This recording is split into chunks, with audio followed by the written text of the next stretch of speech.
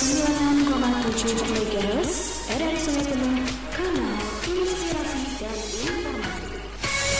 Ya, pendengar selamat pagi. Assalamualaikum warahmatullahi wabarakatuh. Kembali kita dalam Sungai Penuh Menyapa untuk hari ini edisi 17 Januari 2024. Pendengar, alhamdulillah untuk pagi hari ini kita sudah bersama Kepala Dinas Kominfo Kota Sukabumi, Bapak Haji Jose Rizal,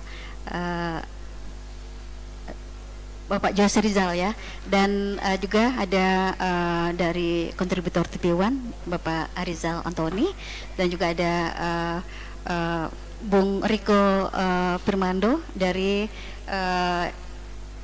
Ketua IWO dan juga Ketua JMSI Jaringan Media Cyber Indonesia Kabupaten Kerinci dan Kota Sukabumi, dan juga CIO indojatipos.com. Baik, untuk pagi hari ini menarik sekali ya topik kita pada pagi hari ini, yaitu bagaimana jurnalis menangkal pemberita hoak ya, dan mudah-mudahan untuk pagi hari ini topik kita bisa menjadi suatu acuan dan pelajaran buat teman-teman jurnalis di luar sana. Baik pendengar, langsung saja kita menyapa narasumber kita yang sudah bersama kita pada pagi hari ini. Ada Bapak Jose Rizal ya, Pak Haji Jose Rizal, Kadis Kominfo Kota Sungai Penuh. Baik, selamat pagi Pak Kadis. Pagi Mbak. Oke, sehat ya Pak ya? Alhamdulillah. Alhamdulillah. Oke, kalau kita berbicara tentang hoax, mungkin sesuatu hal yang mungkin perlu kita berantas ya Pak Kadis ya, karena dengan pemberitaan hoax banyak merugikan masyarakat barangkali juga ya, dan juga banyak memanipulasi tentunya. Dan terkait dengan berita hoax ini Pak Kadis ya, seperti apa sih langkah pemerintah ya untuk mengantisipasi Pak Kadis? Makasih Mbak Eni. Sebelum kita berbicara masalah hoax, mungkin kita perlu mendefinisikan hoax itu apa sih ya. Jangan kita salah tafsir. Mungkin saya kutip ini dari KBBI kita.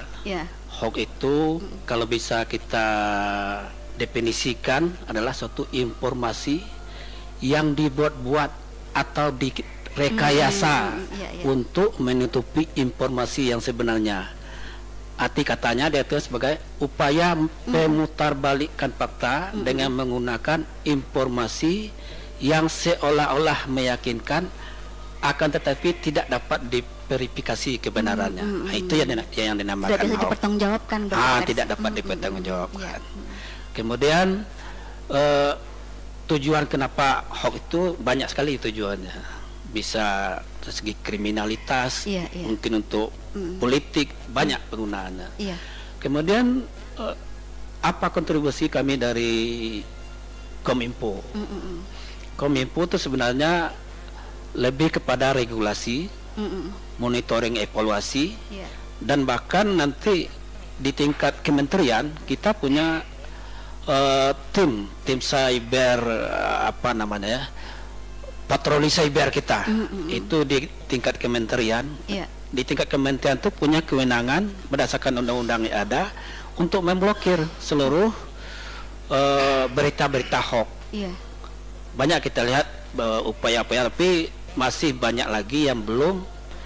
Yang namanya patroli ini kan tidak bisa kita menghapus 100% berita hoax. Tapi kita di tingkat kementerian kita sudah berbuat banyak untuk memblokir situs-situs ataupun berita-berita hoax. Oke, mungkin masyarakat juga perlu tahu ya Pak Kadis ya, seperti apakah ya pemberitaan berita hoax dan tidak hoax ya, dan jika mereka mendapatkan berita hoax, mereka punya cara nggak melaporkan kemana? Seperti apa Pak Kadis? Sebenarnya untuk tingkat kota ataupun tingkat pemerintahan, tidak hanya berita hoax. Kita tuh di Kominfo punya sistem yang namanya e-lapor. E-lapor ini seluruh masyarakat punya hak untuk melaporkan seluruh permasalahan yang ada, termasuk berita hoax, kepada kita. Nanti akan kita tindak lanjuti sesuai dengan prosedur yang ada. ciri-ciri berita hoax seperti apa Pak Kades ya? Mungkin masyarakat juga perlu tahu ya, jangan sampai tergiur lah, atau mungkin juga apa ya, berita yang bermanipulasi tersebut bisa merugikan mereka. Seperti apa ciri-ciri berita tersebut Pak Kades? Yang paling mudah kita lihat, mungkin berita hoax ini lebih banyak beredar di WA group ya. Di WA group. Iya, iya. Beritanya itu yang satu yang harus kita pahami, satu yang paling penting, di tulisan bawah itu ada tulisan sebarkan. Itu salah satu, mungkin lebih banyak kalau ada kata-kata sebarkan itu apa nama, persentase berita hoax itu lebih besar. Kemudian di sisi, kalau di samping berita online, kalau di media harian itu saya rasa tidak banyak hoax. Yang banyak berkembang sekarang mungkin di media cyber ya. Di media cyber, tapi media cyber itu kalau yang media yang menyebarkan yang jelas publikasinya, jelas portalnya itu jarang. Yang paling sulit kita deteksi, yang kita amankan dari hasil data kita itu di media sosial, karena siapapun punya apa namanya, mengupload kan. Status media sosial ini yang memang sulit kita berantas sebenarnya. Kalau untuk publikasi yang media yang jelas, media online yang jelas, yang punya portalnya, punya webnya, saya rasa itu jauh dari berita hoax. Iya. Berarti untuk mereka yang tidak nyaman ya dengan pemberitaan yang hoax ya Pak Kades ya, seperti apakah mungkin cara melaporkan ke Kominfo Pak Kades? Apakah ada layanan ya untuk masyarakat yang ingin aduan ya, seperti apa Pak Kades? Seperti saya sampaikan tadi, kita punya aplikasi Elapor namanya. Elapor itu dikelola oleh Diskominfo. Di samping itu kita juga ada aplikasi ini, karena kita di Kominfo itu kan adalah PPID utama. Yang baru-baru ini kita mendapat anugerah kategori informatif. Ya, PPID ini artinya pejabat pengelola informasi dan dokumen. Nah, jadi kalau memang kita mau minta informasi atau dokumen, silahkan melalui portal yang kita punya. Oke. Sejauh ini untuk Kota Singapura sendiri Pak Kades, berapa animo masyarakat yang melakukan aduan ke Kominfo Pak Kades? Mungkin belum terlalu familiar ya. Ada 1, 2, 3, 4 itu ada. Orang-orang yang sudah melek dengan sistem pemerintahan, mereka sudah banyak. Cuman untuk masyarakat umum belum terlalu familiar. Itu memang tugas kami untuk di wadah ini. Kami juga menyampaikan bahwa Diskominfo itu punya wadah untuk dimana kita bisa melapor, bisa kita minta dokumen. Kita punya wadah itu. Oke. Berarti untuk mereka yang mungkin tergolong ya pembuat berita hoax, tentu ada sanksinya dong Pak Kades ya. Itu sanksi seperti apa Pak Kades? Jelas sekali bahwa dalam berdasarkan undang-undang yang ada, undang-undang ITE jelas dibunyikan bahwa setiap orang yang menyebarkan berita hoax ya, berita hoax itu artinya berita yang tidak benar tadi, banyak aturan yang bisa dikenakan. Salah satu mungkin bisa saya sampaikan di pasal 28 ayat 1 Undang-Undang ITE tahun 11 2028 dibunyikan setiap orang yang dengan sengaja dan tanpa hak menyebarkan berita bohong dan menyesatkan yang mengakibatkan kerugian konsumen dalam transaksi elektronik bisa dipidana. Itu jelas sekali. Ya. Berarti nggak main-main hukumannya ya Pak Kades ya. Oke. Iya. Mungkin langkah yang dilakukan oleh Kominfo ya Pak Kades ya, sosialisasi ke masyarakat ya, agar masyarakat betul-betul bisa menerima berita yang baik dan benar seperti apa ya Pak Kades. Jangan asal menerima pemberitaan yang belum jelas, pertanggungjawabannya seperti apa yang dilakukan oleh Dinas Kominfo Pak Kades. Ya, mungkin Mbak ini pernah lihat kita punya baliho di depan kantor, bijak bermedia sosial. Itulah tagline kami, bijak bermedia sosial. Artinya ada satu yang harus kita pahami. Kalau kita ini kan ada istilah Yang penting posting. Hmm. Sekarang harus kita balik. Iya, iya. Posting yang penting. Nah, itu yang harus. Jangan yang penting posting, kita terlalu lebay kita kan. Oh, gitu. Jadi tagline-nya yang penting itu yang diposting, bukan ya posting yang penting, semua kita posting. Nah, kemudian yang kedua yang harus kita tahu, saring dulu baru kita sharing. Jangan kita sharing belum disaring. Nah, ini salah kan? Berarti Nah, berarti harus tahu dampaknya juga ya iya. terhadap apa yang kita komersilkan ya. Siap. Pak Kadis ya. Oke. Baik, terima kasih Pak Kadis. Kita beralih ke jurnalis hebat kita yang pada pagi hari ini sudah bersama RRI Sungai Penuh. Ada Bung Arizal Antoni ya, kontributor TV One, dan juga ada Bung Ariko Permando dari Indojati Pos. Oke, kita ke Bung Arizal Antoni dulu ya. Bung Arizal sehat? Alhamdulillah ya. Udah serak-serak basah ya, karena memang harus setiap hari ya kontributor ke TV One ya Pak. Ya. Iya, selama 3 minggu Mm-mm. kita lagi dilanda banjir ya. Iya, iya. Penuh dan Kabupaten Kerinci terendam banjir besar. Mm-mm. Dan ini merupakan banjir yang terparah ya selama 20 tahun Iya, iya. belakangan ini. Mm-mm. Nah, selaku media mainstream ataupun media elektronik TV itu, Mm-mm. apalagi saya selaku koresponden ataupun reporternya TV One itu, Iya, iya. Mm-mm. setiap pagi harus memberikan update berita terkini untuk pemirsa biar seluruh Indonesia itu mengetahui bagaimana sih kondisi Kota Sungai Penuh dan Kabupaten Kerinci terkini dampak dari banjir itu, gitu loh Mbak Eni. Iya, berarti memang istilahnya untuk mendapatkan sebuah berita yang akurat, yang benar, yang bisa dipertanggungjawabkan, memang harus ke lapangan ya, Pak Arizal ya, Bung Arizal ya. Iya, apalagi kami selaku jurnalis televisi ya, kami tidak bisa untuk hanya dari rumah saja main telepon atau gimana, main WA, kami tidak bisa menerima itu. Karena media televisi ini lebih ke intentnya, ke humannya ya, ke Iya, masyarakatnya. Kita harus terjun ke lapangan, kita mempunyai memiliki data-data yang valid yang untuk kita beritakan. Apalagi kalau berita televisi itu berbeda ya dengan Iya, iya. berita online yang lain. Iya, iya. Kalau berita online itu mereka hanya bisa menulis dan kami tidak bisa itu.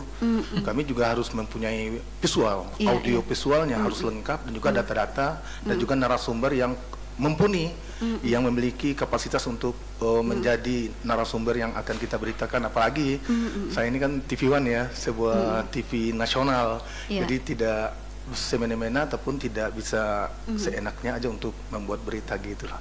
Oke.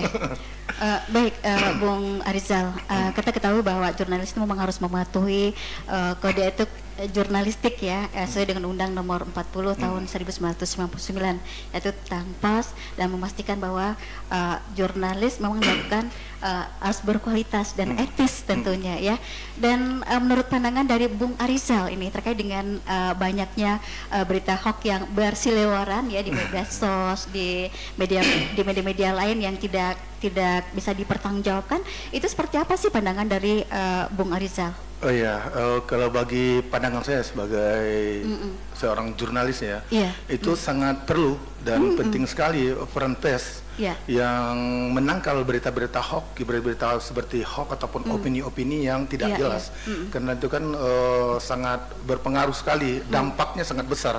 Apalagi saat ini di tahun-tahun politik kayak gini kan banyak sekali sebaran-sebaran berita hoaxnya ataupun Iya, iya. buzzer-buzzer itu yang menyangkal dana. Di situ sangat butuh peran pers. Ya, ini dengan menyajikan pemberitaan yang benar loh, yang benar, menurut Iya. fakta, dan juga harus dengan tegas menjunjung tinggi profesional jurnalismenya, dan kita juga harus independen, akurat, akuntabel, dan terpercaya untuk memberitakan itu, untuk menangkal berita hoax itu.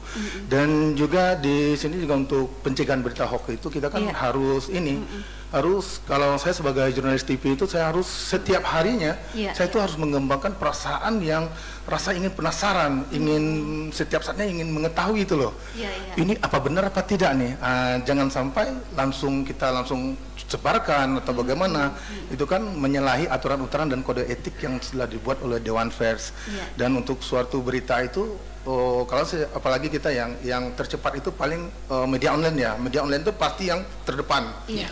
Menceritakan, kita kan harus, kalau media TV itu kita harusnya ke lapangan dulu. Nah, kita disitulah perannya kita media streaming ini, media TV itu ini kita cek dulu kebenarannya, apa benar apa tidak ini. Nah, makanya kami harus turun ke lapangan untuk mengecek kebenarannya dan juga mencari narasumber-narasumber yang kompeten seperti yang tadi, dan juga kita harus berhati-hati dengan judul-judul beritanya loh. Itu sangat sangat judul-judul berita yang provokatif itu sangat luar biasa loh, apalagi di tahun-tahun politik kayak gini. Begitu perasaan rasa begitu loh Mbak untuk anunya. Ini kaitan dengan judul dan berita hoax itu seperti apa sih? Judul yang seperti apa sih yang bisa memanipulasi masyarakat, Bung Rizal? Ya, begini ya, kalau untuk judul-judul beritanya misalnya ada, ya saya tidak bisa menyebutkan apa, itu kan judul-judul yang provokatif kayak gitu, yang itu kan bisa menjadi sebuah berita hoax, dan saya juga mengalami karena punya pengalaman sendiri gitu ya? Punya pengalaman sendiri. Itu Pak Wali Kota ya, Pak Wali Kota itu Pak Ahmadi itu kan pernah siaran langsung live-nya ke TV One ya, masalah dampak banjir. Nah, ada salah satu netizen ataupun bagaimana itu hanya disepotong kan loh. Yang maksudnya itu saya kan berada di lokasi, saya siaran langsung, saya yang live kan ke TV One.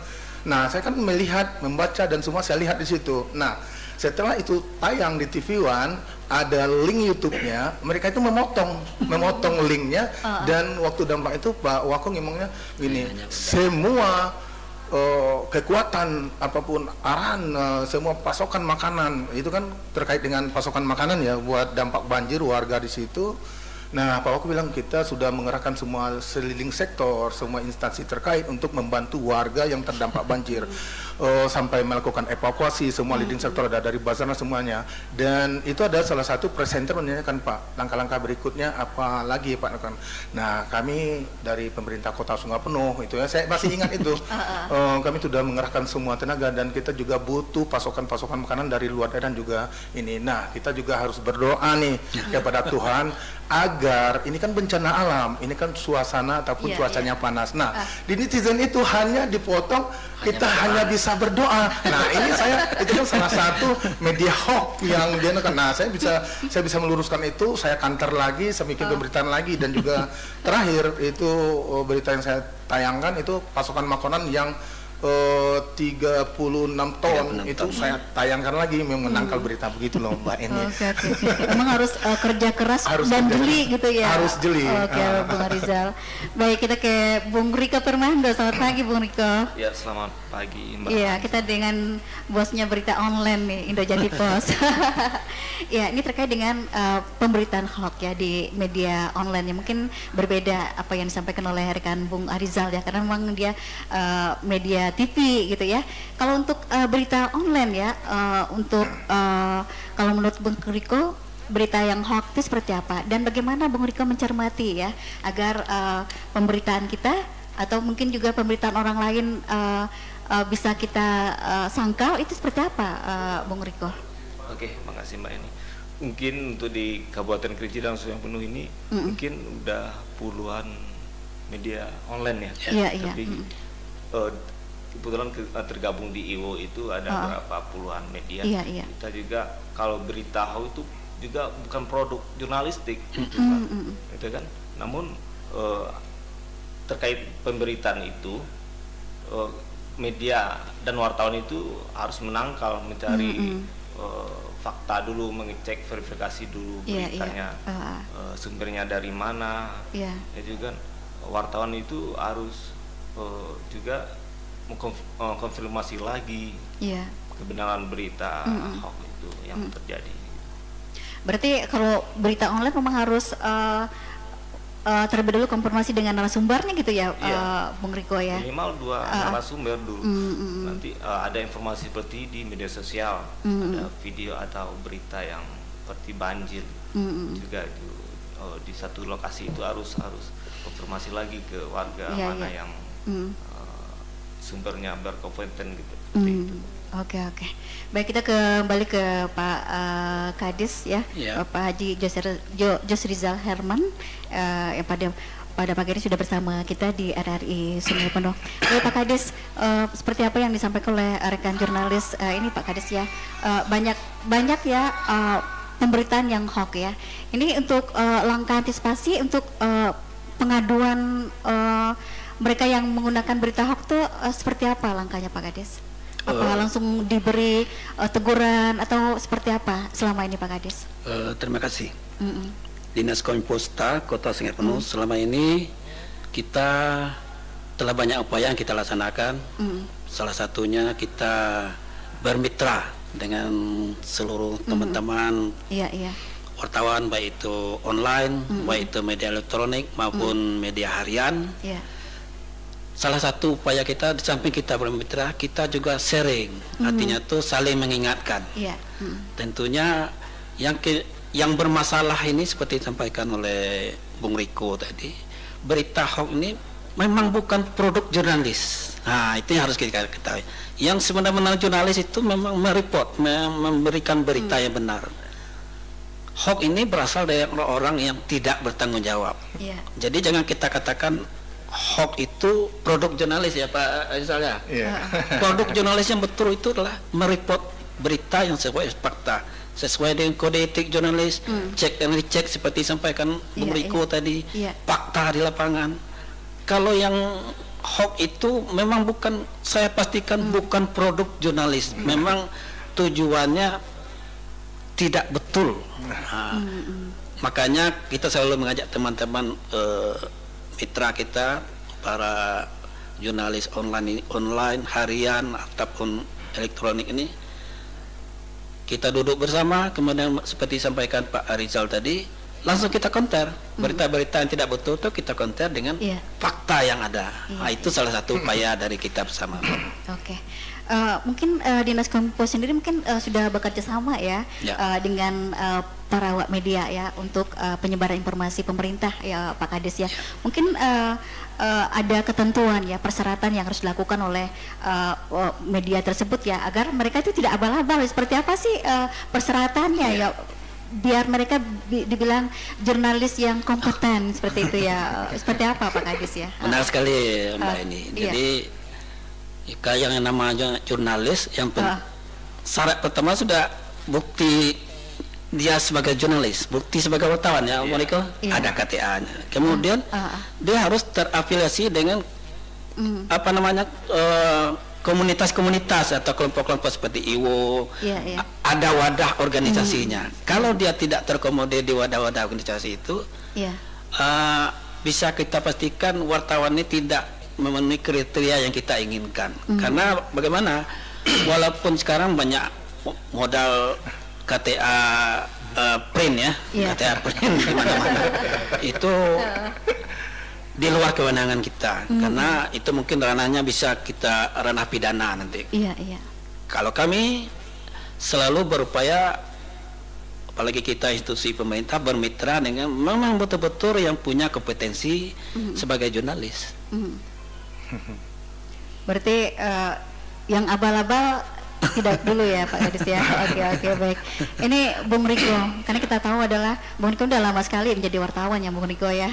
Oke, mungkin di samping topik kita media apa ya, memberantas berita hoax ya, untuk pagi hari ini kita juga ingin menanyakan ya pengalaman barangkali ya.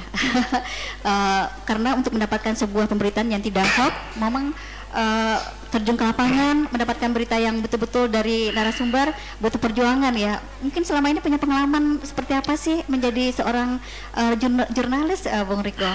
Iya, Mbak. Saya dulu waktu di harian Radar Kerinci juga dari 2008 dulu memang dulu eranya koran Pak, harian koran, beda dengan online sekarang yang begitu ekstrim. Media online sekarang sangat berbeda. Perbedaan seperti apa sih Bung Riko? Ya, dulu kalau media koran itu kan penyebaran untuk di kota Semeru Kerinci itu kan besok orang masyarakat baru tahu. Dengan adanya media teknologi yang online sekarang itu per detik itu udah ribuan berita yang share di Indonesia ini. Apalagi kita harus hati-hati juga, kami media juga wartawan itu harus mengecek dulu kebenarannya informasi itu kan. Juga berhati-hati dengan setiap ada informasi gitu kan, yang kita harus jangan ada apalagi isu sara itu sangat bahaya bagi media online itu. Oke, berarti memang harus dipilah betul ya, sebuah pemberitaan ya. Dulu harus mengecek dulu, cek faktanya, dan juga portal medianya adakah dia legal atau tidak. Masyarakat juga ini berperan penting juga. Jangan sekali menyebar isu-isu itu di media sosial seperti Facebook yang juga Instagram itu sangat bahaya sekali bagi masyarakat. Oke. Baik, kita kan menjelang Pilkada 2024 nih, pemilu 2024 nih Bung Riko ya.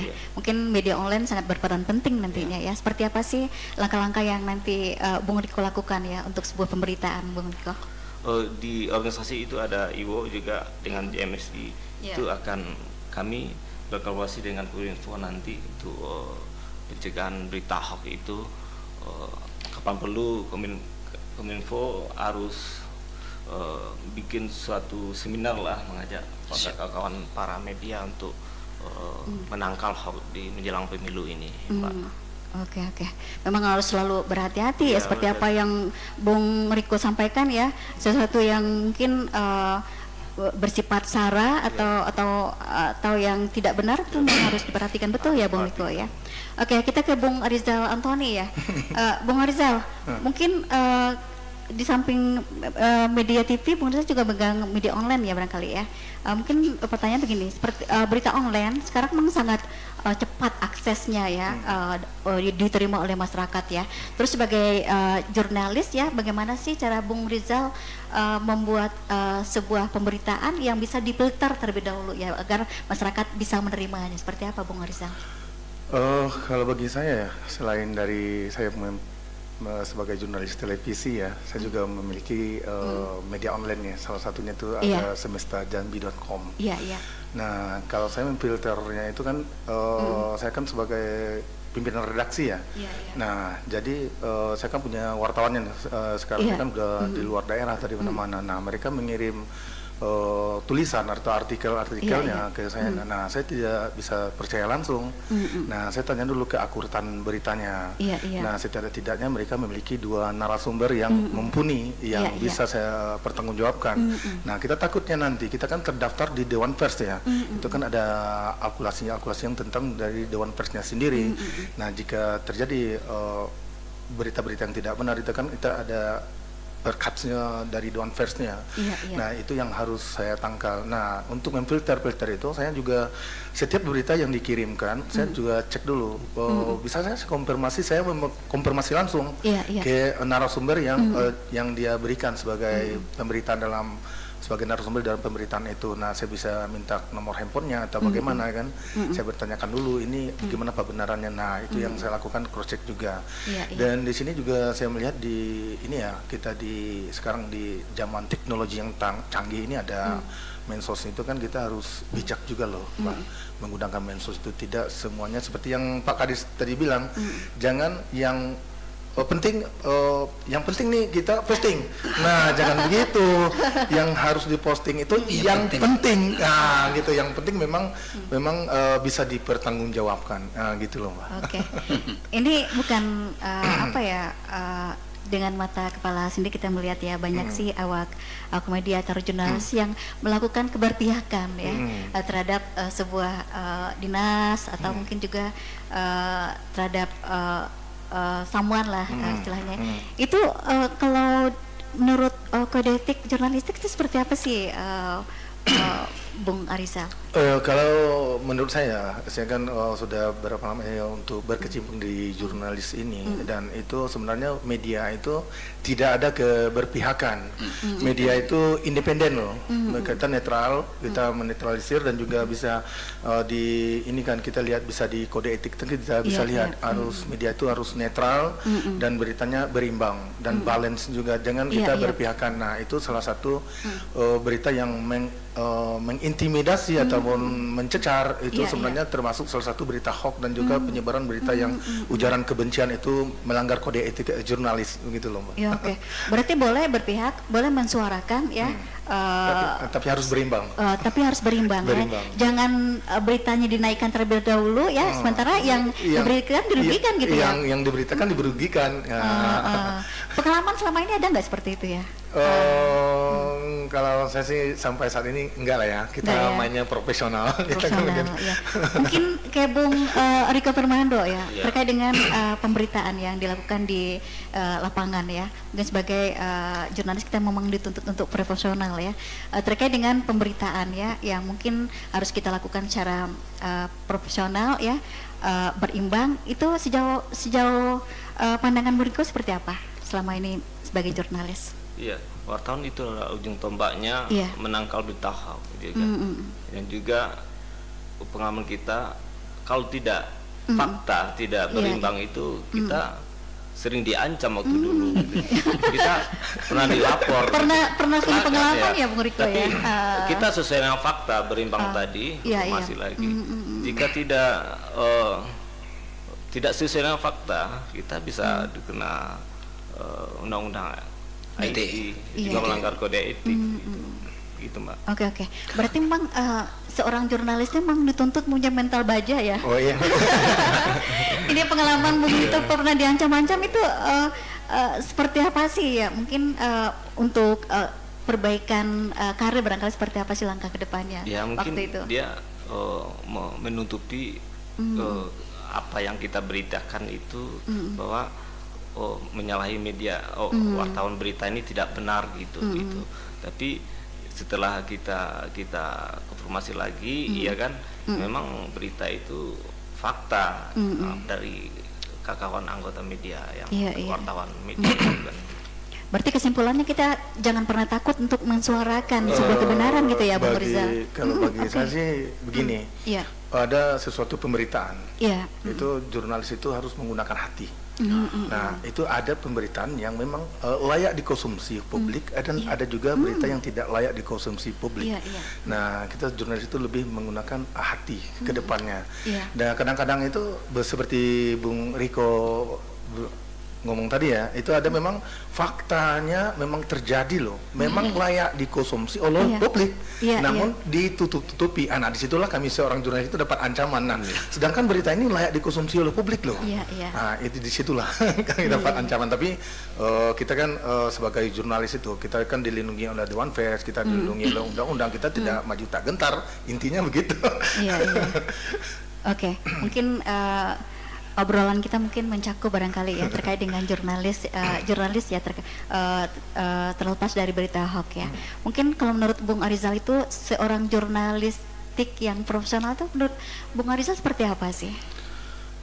Kalau menurut saya simpel aja sih, yang untuk menjadi profesional itu, karena saya kan awalnya berkecimpung di jurnalis ini sebagai wartawan itu dari tahun 97 ya, kayak Mbak ini nih, sebenarnya ini alumni nih. Kita ini dari 97 dan juga untuk mencapai profesional itu kita bekerja seperti ya kita sampaikan tadi kan, kita harus memberitakan yang benar-benar fakta yang memang layak konsumsi oleh publik, memang fakta yang terjadi di lapangan, dan juga semua itu kita lakukan demi untuk pemberitaan ke publik ya, biar publik tahu bagaimana sih kondisinya, bagaimana sih kejadian saat ini dan juga apa. Nah, selanjutnya juga kita menjadi profesional, kita harus mengikuti ada satu salahnya kalau di sekolah itu kan ada tingkatan-tingkatannya. Nah, untuk itu kita kan ada, kalau untuk wartawan televisi itu ada uji kompetensi namanya UKJ, uji kompetensi jurnalis. Sedangkan untuk di U ada UKW ya Bang Riko ya, ada UKW-nya. Di situlah kita diuji dan kita memang menjadi jurnalis-jurnalis yang kompetensi yang bisa dipertanggungjawabkan. Juga kita bisa kita juga terdaftar di Dewan Pers, kita juga dilindungi undang-undang, dan tidak seperti jurnalis yang mohon maaf tanda kutip nih yang banyak bertebaran ini ya, gitu Mbak. Oke. Mungkin Bung Riko Permando bisa menambahkan seperti apakah versi Bung Riko Permando, wartawan yang kompeten, yang profesional tersebut seperti apa sih? Apalagi Bung Riko sudah menjadi ketua Ibu barangkali ya. Mungkin di organisasi itu juga wartawan itu kita juga men-sharing juga kan wartawan medianya, antar belakangnya seperti apa gitu kan.